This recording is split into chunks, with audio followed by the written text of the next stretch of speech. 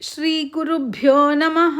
ಹರಿ ಓಂ. ಮಹಿಷಾಸುರನನ್ನು ಮರ್ದಿಸಿದ ಆ ಕಾತ್ಯಾಯಿನಿ ದೇವಿಯ ಕಥೆ ಇದು. ನವರಾತ್ರಿಯ 6ನೆಯ ದಿವಸ ಕಾತ್ಯಾಯಿನಿ ದೇವಿಯ ಪೂಜೆಯನ್ನ ಮಾಡಲಾಗತ್ತೆ.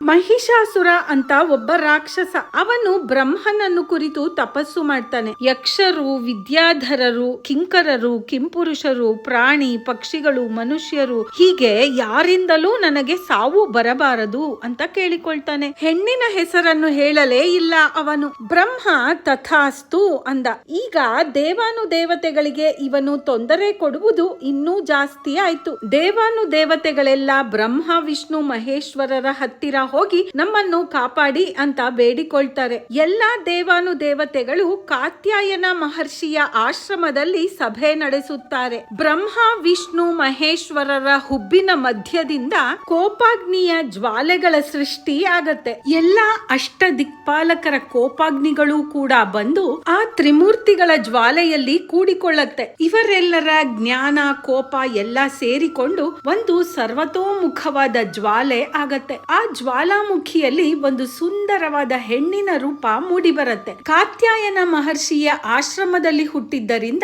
ಅವಳ ಹೆಸರು ಕಾತ್ಯಾಯಿನಿ ದೇವಿ ಅಂತ. ಎಲ್ಲಾ ದೇವತೆಗಳ ಆಯುಧಗಳು, ಶಕ್ತಿಗಳು, ಆಭರಣಗಳು, ವೈಶಿಷ್ಟ್ಯಗಳು, ಕಳೆ, ವಿಭೂತಿ ಎಲ್ಲದರ ಒಂದೊಂದು ಭಾಗ ಅವಳಲ್ಲಿ ಹೋಗಿ ಸೇರಿಕೊಳ್ಳುತ್ತೆ. ಈಗ ಶಕ್ತಿಯ ಪರ್ವತವೇ ಆಗಿದ್ದಾಳೆ ಅವಳು. ಮಹಿಷಾಸುರ ತನ್ನ ರಾಕ್ಷಸರ ಸೇನೆಯನ್ನು ಅವಳ ಮೇಲೆ ಯುದ್ಧಕ್ಕೆ ಕಳಿಸ್ತಾನೆ. ಕಾತ್ಯಾಯಿನಿ ಅವರನ್ನೆಲ್ಲ ಗುರುತು ಕೂಡ ಸಿಗದ ಹಾಗೆ ಪುಡಿ ಪುಡಿ ಮಾಡಿ ಬಿಡ್ತಾಳೆ. ಕೊನೆಗೆ ಮಹಿಷಾಸುರನೇ ಬರ್ತಾನೆ ಅವಳ ಮೇಲೆ ಯುದ್ಧಕ್ಕೆ. ಯಕಶ್ಚಿತ್ ಒಬ್ಬ ಹೆಣ್ಣು ಇಷ್ಟೆಲ್ಲ ಮಾಡೋಕೆ ಸಾಧ್ಯವೇ ಅನ್ನುವ ಕೋಪ ಅವನಿಗೆ. ಕಾತ್ಯಾಯಿನಿ ಮತ್ತು ಮಹಿಷಾಸುರನ ನಡುವೆ ಘೋರವಾದ ಯುದ್ಧವಾಗತ್ತೆ. ಕೊನೆಗೆ ಸಂಧಿಕಾಲದ ಸಾಯಂಕಾಲದಲ್ಲಿ ಮಹಿಷಾಸುರನನ್ನು ಕೆಳಕ್ಕೆ ಬೀಳಿಸಿ ಅವನ ಎದೆಯ ಮೇಲೆ ಕಾಲನ್ನು ಇಟ್ಟು ತನ್ನ ತ್ರಿಶೂಲದಿಂದ ಅವನ ಎದೆಯನ್ನು ಇರಿದು ವಧೆ ಮಾಡ್ತಾಳೆ. ಈ ಕಾತ್ಯಾಯಿನಿ ದೇವಿಯ ಪೂಜೆಯಿಂದ ನಮಗೆ ಶಕ್ತಿ, ಸೌಭಾಗ್ಯ, ದಾಂಪತ್ಯ ಸುಖ ಹಾಗೂ ಶತ್ರು ನಿವಾರಣೆ ಕೂಡ ಆಗತ್ತೆ. ಜೈ ಕಾತ್ಯಾಯಿನಿ. ಸರ್ವೇ ಜನಾಃ